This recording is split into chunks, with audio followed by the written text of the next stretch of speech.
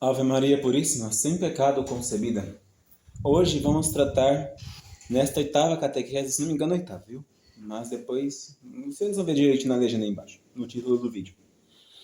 Desde já, eu já peço perdão por causa da qualidade de som, por causa que, infelizmente, estamos na hora que venta um pouco a mais nessa gravação e, às vezes, o vento pode interferir no meio do áudio. Mas eu peço desculpas desde já e a compreensão de todos que estão escutando essa nossa formação. A formação de hoje é do quarto artigo do Creio, que padeceu sob o poder de Pôncio Pilatos, foi crucificado, morto e sepultado. Vamos deter-nos um pouco nesta parte, que padeceu sob o poder de Pôncio Pilatos e foi crucificado. E vamos tentar bem a meditação deste mistério, que é um dos maiores de nossa fé, um dos mais difíceis de ser explicado, porque, infelizmente, é um mistério que não tem cabimento, humanamente falando. Por que Deus padeceria uma morte tão atroz? E vamos rezar para que Nosso Senhor ilumine nossas consciências, a minha para que possa bem transmitir a verdade da fé, e a vossa para que possa bem compreender as verdades da fé. E qualquer dúvida, como sempre dizemos, deixe nos comentários. Em nome do Padre, e do Filho, e do Espírito Santo. Amém. Ave Maria, cheia de graça, o Senhor é convosco. Bendita sois vós entre as mulheres. Bendito é o fruto de vosso ventre, Jesus. Santa Maria, Mãe de Deus, rogai por nós, pecadores, agora e na hora de nossa morte. Louvado seja nosso Senhor Jesus Cristo, para sempre seja louvado, e nossa Mãe Maria Santíssima. Em nome do Padre, do Filho e do Espírito Santo. Amém. Bom, como estávamos dizendo nessa introdução, estudaremos hoje o quarto artigo do Creio. Foi crucificado sob o poder de Pôncio Pilatos, morreu e foi sepultado. Nós temos essa situação de crermos esse artigo de fé. É um dos mais importantes, porque é justamente deste que nos vem a salvação.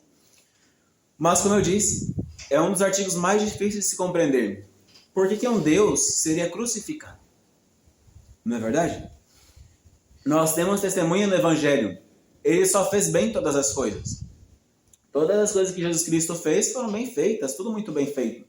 Deu vista aos cegos, ouvido aos surdos, fala aos mudos, curou os leprosos, limpou os leprosos, fez tudo bem, todas as coisas. Tinha motivo de Cristo morrer? No ponto de vista dos milagres, a doutrina que ensinava era uma doutrina santa, salutar, incentivava a conversão, incentivava uma vida justa, incentivava a deixar do pecado, incentivava a praticar a caridade, punha a caridade acima da lei, como vemos no Evangelho, que fala que os discípulos com fome colheram espigas porque não tinham mais o que comer. Então nós vemos que a lei que Cristo ensinava, como muitos chamam hoje em dia, infelizmente, mas a lei que Cristo ensinava era a lei da graça. Havia passado o ensinamento da lei teórica somente. Não era mais as pessoas regidas pela lei, mas sim pela graça. Porquanto que a lei trouxe a morte. A lei de Moisés, a lei mosaica, trouxe a morte. E junto à morte junto da lei mosaica, além da morte, a condenação. Mas Cristo nos trouxe a graça, e por meio da graça a vida eterna. Portanto, a morte de Cristo, ela é o sinal mais claro da maior injustiça da história. Mas aqui nós vemos aqueles exemplos do passado. Lembram-se de Caim e Abel? Abel ofereceu a Deus um sacrifício. O sacrifício de Abel foi a primícia dos seus rebanhos. Aquele cordeirinho que mais ia fazer Abel sofrer. E Caim pegou do trigo dele qualquer coisa. O sacrifício de Caim não foi aceito por Deus. O sacrifício de Abel foi. E o sacrifício de Abel foi aceito, não sabemos em que sentido as Sagradas Escrituras nos dizem isso. Talvez que Abel tenha feito um pedido a Deus quando ofereceu o holocausto, e este pedido foi atendido, enquanto não foi atendido o de Caim. Portanto, Caim invejoso da sorte de seu irmão, da aventurança de seu irmão, lhe trouxe a morte. Caim, irmão de sangue de Abel, trouxe a morte de Abel. E aqui nós vemos a figura de Cristo. No Evangelho, de acordo com as datas históricas, quem trouxe a morte de Jesus Cristo não foram os novos, foram os anciãos do povo, os fariseus que tinham consigo as chaves da sabedoria mosaica.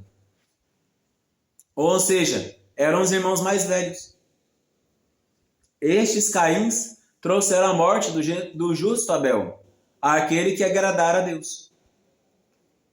Portanto, nós vemos que o Evangelho já é um cumprimento da antiga aliança. É a perfeição da antiga lei. Tudo nos indicava a forma como Cristo haveria de vir. Se nós lemos o livro de Isaías, o livro que o profeta Isaías escrevera pelas suas profecias, nós vemos que a profecia de Isaías não parece uma história do que haveria de vir no futuro, mas ela dá uma impressão de que é uma coisa que estava acontecendo de fato. Tanto que alguns autores falam que Isaías não escreveu uma profecia, escreveu um evangelho premeditado. Por causa que ele escreve tão profundamente a paixão de Cristo, dizendo o homem das dores, o homem de angústias, que foi crucificado por nossos pecados. Tudo isso nós já vemos no profeta Isaías. Então a morte de Cristo não foi uma morte que foi somente otorgada naquele momento. Ela já havia sido predeterminada por Deus antes. E é isso que nós temos que conceber em nossas consciências. Que a morte de Cristo, ela foi o meio que Deus escolheu para nos dar a redenção. Poderia ter escolhido outro. Isso é fato. Os santos, eles são tão claros em dizer isso, que os santos colocam que nosso Senhor Jesus Cristo, do céu mesmo, sem ter se encarnado, poderia ter nos salvado. Dizendo, eu vos perdoo, mas não. Só com o ato da sua encarnação, essa humildade excelente de Deus, de ter descido do céu à terra e tomado a nossa forma, já poderia ter nos salvado. Mas não quis. Um vagido seu, vagido para quem não sabe é choro, um vagido seu, uma lágrima, uma prece, uma gota de sangue furada no dedo com uma agulha, seria suficiente para Cristo ter nos salvado. Mas não assim o quis. Nosso Senhor não quis assim. Ele poderia ter feito coisas pequeninas e juntado um mérito imenso para a nossa santificação, mas não quis. Ele quis a morte mais humilhante que podia existir, que era a morte de cruz. Não somente os pagãos temiam a morte de cruz. Até hoje na África, em muitos lugares da África, como nós temos testemunho daquela Madre Baquita, Josefina Baquita, ela fala que na África as crucifixões somente são para escravos. Escravos ruins. Em Roma, eram crucificados os piores criminosos. Ladrões, assassinos, salteadores. Homens que matavam por dinheiro. Até mesmo a própria Sagrada Escritura. Se não me engano, no livro de Josué, mas eu creio que em Josué, diz que é maldito o homem que morre na cruz. Até entre os judeus, era terrível uma pessoa que morria na cruz. Era uma morte humilhante. Tanto que a única morte que nós temos registrada pelos judeus de cruz foi a morte que foi dada por Josué ao rei de Jericó.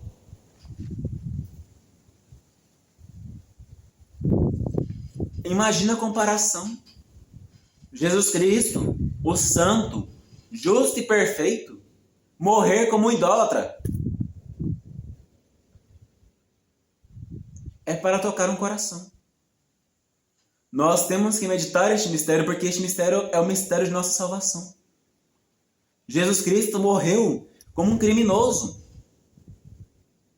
Mas agora vamos falar em particular da paixão. A paixão até a crucifixão.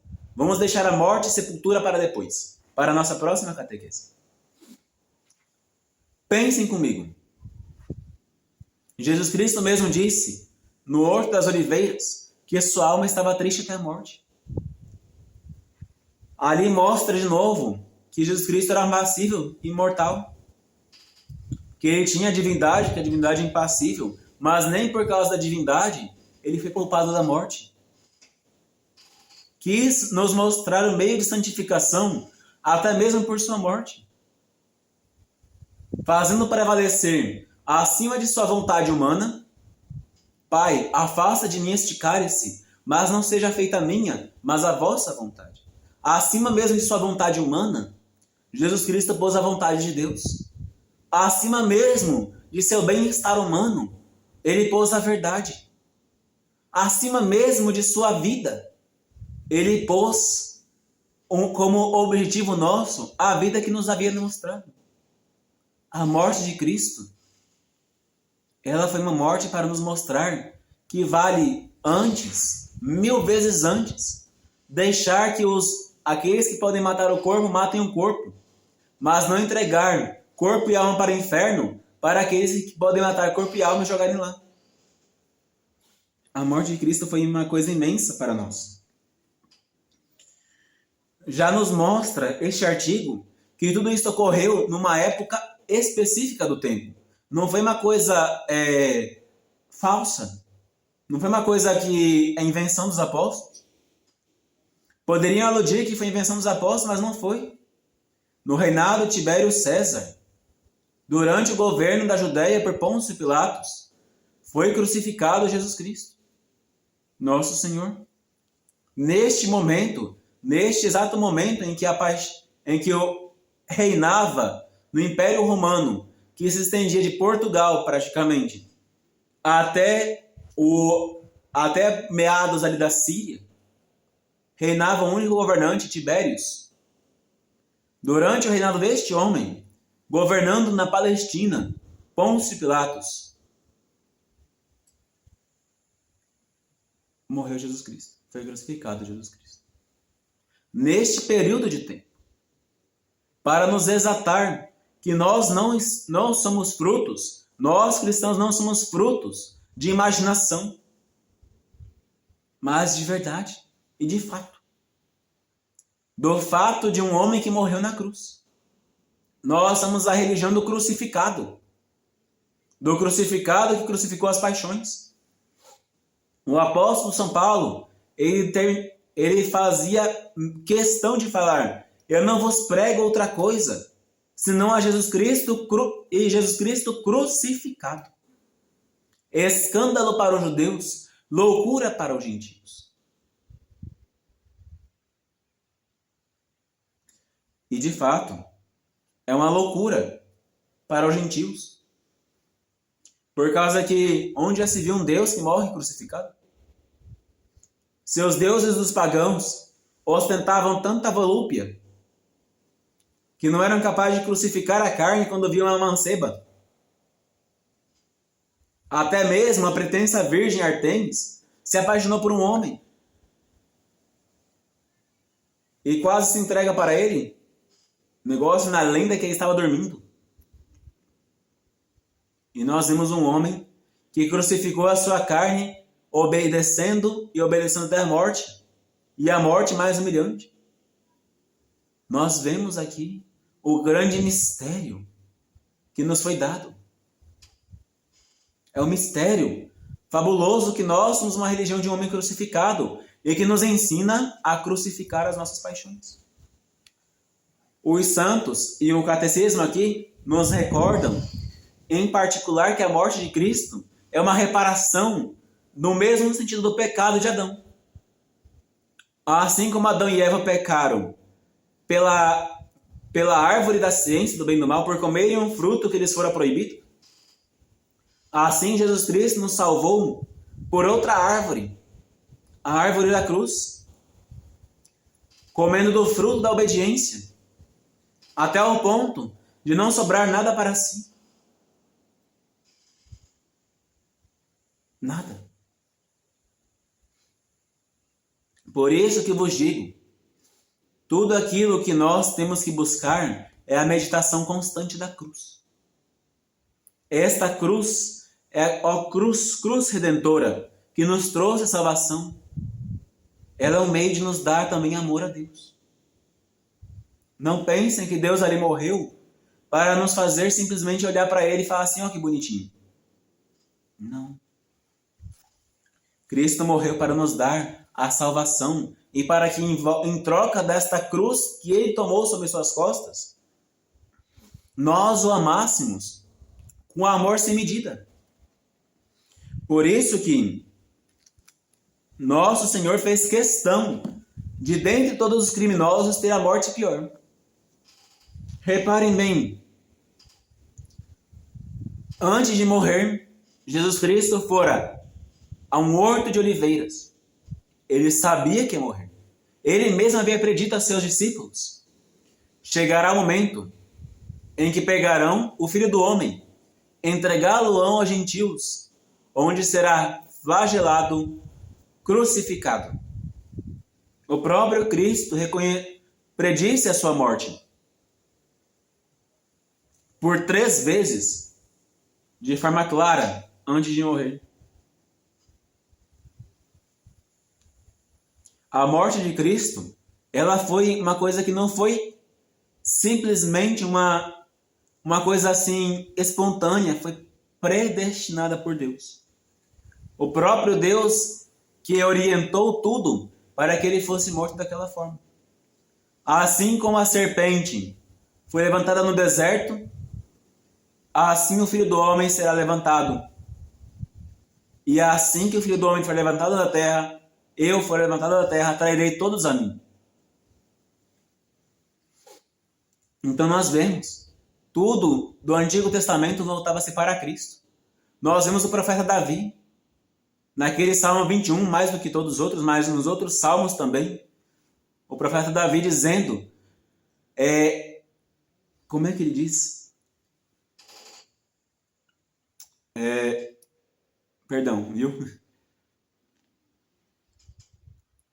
Ataram minhas mãos e meus pés, e posso contar todos os meus ossos. O profeta Davi diz claramente a forma como Cristo ia morrer. Quando vemos na flagelação de Jesus, eles o flagelaram, mas não foi com flagelos normais. O flagelaram com espinhos agudos, com chumbo e pontas de osso, ao ponto de deixarem as suas costas descarnadas. Desidratou pela perda constante de sangue, ao ponto de suas carnes, enxutas de sangue, aderirem à pele, aderir a pele aos ossos. Vemos em Jesus Cristo a dor de ser injuriado pelos judeus na meia-noite, no momento em que não podia haver julgamentos, num dia que não podia haver julgamentos, porque na véspera da Páscoa não podia ter julgamento. E nem durante as oitavas de Páscoa. Nós vemos ali um Deus sendo morto, sendo levado como um criminoso, durante o caminho, sendo posto um saco em sua cabeça, apanhando e perguntando a ele, diga, profeta, quem que te bateu? Nós vemos a morte de Cristo, nosso Senhor sendo, durante a sua paixão, durante aquele momento em que esteve com Caifás e Anás, sendo atirado de um lado para outro, apanhando algumas visões privadas, que nós não podemos colocar fé divina, mas nos contam pormenores daquele lugar, em que colocaram nele coroas de espinhos, de ferro, onde o atormentaram, cuspiam em sua cara, arrancavam sua barba. Como diz, é claro, a própria Sagrada Escritura, arrancavam os pelos de sua barba, a sangue frio, puxavam-lhe os cabelos, davam todas as torturas possíveis, escarravam em sua boca, lhe faziam engolir cuspe. Deram todos os tormentos possíveis de caráter moral e físico a uma pessoa. Batiam-lhe na cara com um saco posto na cabeça. Amarraram-no com correntes como se for um bandido.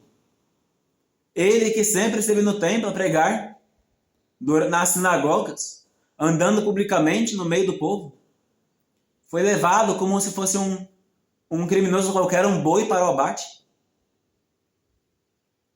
Repare, essa é a morte de Cristo. É a paixão de Cristo. A paixão de Deus crucificado. Não é uma coisa fora da história. A própria história nos conta este fato que aconteceu. Temos documentos de Pôncio Pilatos para Tibério César. Claro, os fragmentos, porque muitos se perderam. Mas acima deles nós temos o Evangelho. Não pensem que 4 homens, em momentos distintos, iriam escrever coisas tão próximas e tão iguais. Não escreveu um do lado do outro. Não pensem que eu ficava revisando o texto do outro. Tanto que alguns detalhes que uns escreveram, outros não deram. Escreveram em momentos distintos e nos dão provas daquilo que aconteceu. Nos dão provas maiores do que a morte deles mesmos. Não pensem que foi fácil a um São Pedro que nos narrou o Evangelho de São Marcos. A um São Pedro ser crucificado de cabeça para baixo. Isso é desumano. A um São Paulo ser decapitado. Não pensem que é tranquilo. A um São Mateus ser decapitado na Etiópia. Que prova maior do que essa? A paixão de um Deus que amou tanto o mundo, que entregou seu Filho único para morrer por nós. E é aquilo que eu havia dito no último artigo. Deus, ele não pode sofrer. Ele é impassível de dor. Deus não pode morrer. É por isso que tomou a nossa carne. É por isso que tem os nossos tendões e as nossas ligas. Por isso carregou consigo os nossos nervos. Este Deus tomou a nossa carne para poder morrer por nós. E é aqui que o Evangelho, o Catecismo, nos colocam a opção de morrer também por este Deus que morreu por nós. É simples.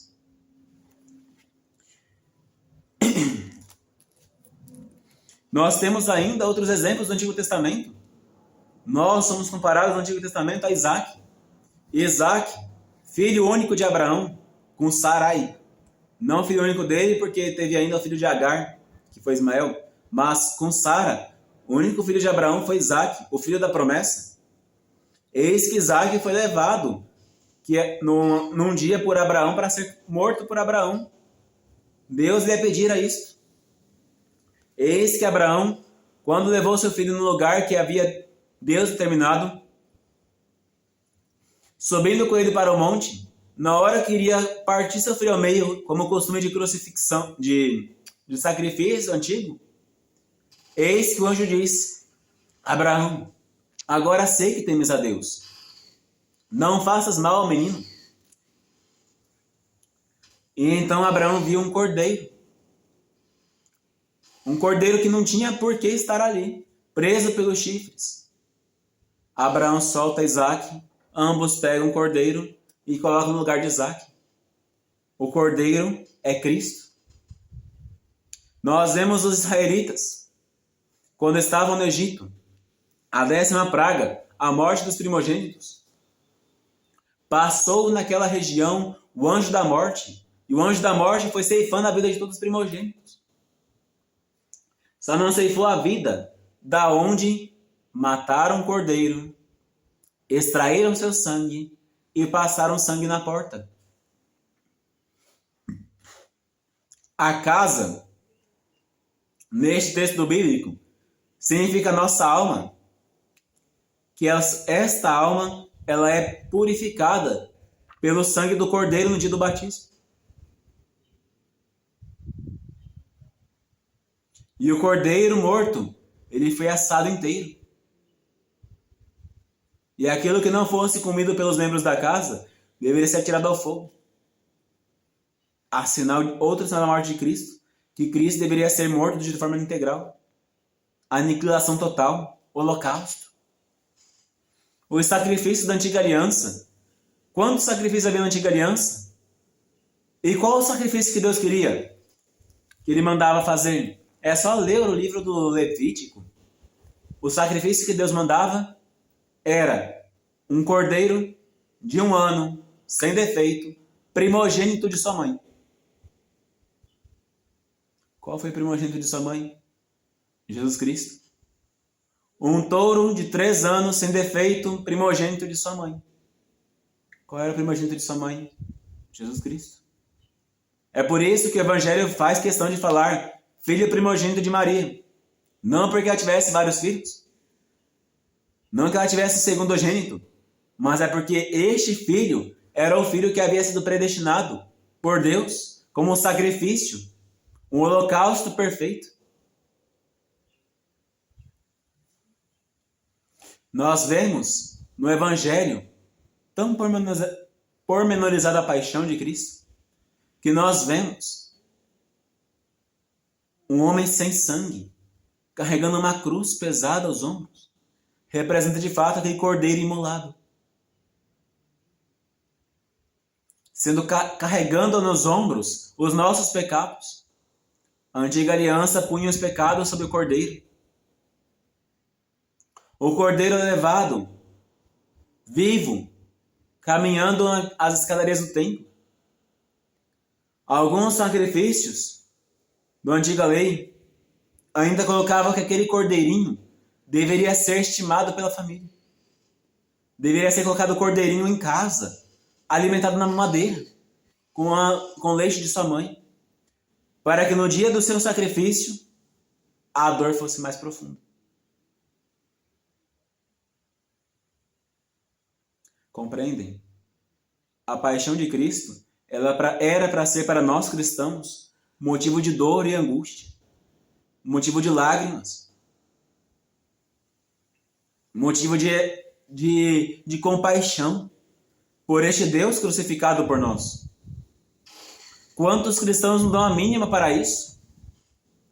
Quantos que são batizados, que em plena Sexta-feira Santa vão para bares e botecos e enchem a cara de cerveja?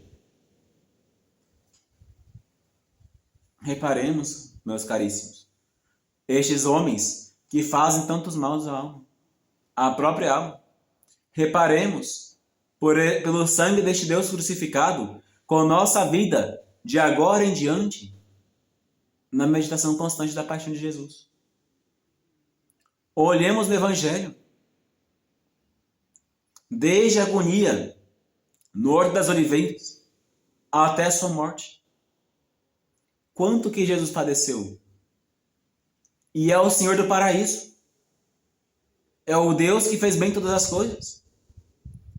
Que foi posto como um objeto de escárnio pelos próprios pagãos, que opunham um manto de veludo nas costas, uma coroa de espinhos na cabeça e uma cana no bravo.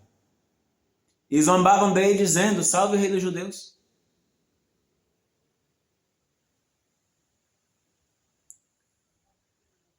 Jesus Cristo nos deu exemplo, o exemplo máximo de vida, sem o qual, sem seguir este exemplo, não poderemos jamais agradar a Deus.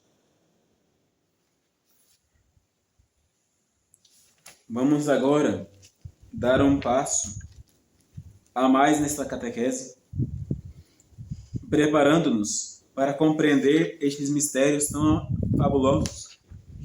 E vamos entregar a nossa próxima catequese, creio que é a 9ª, a morte e sepultura de Cristo.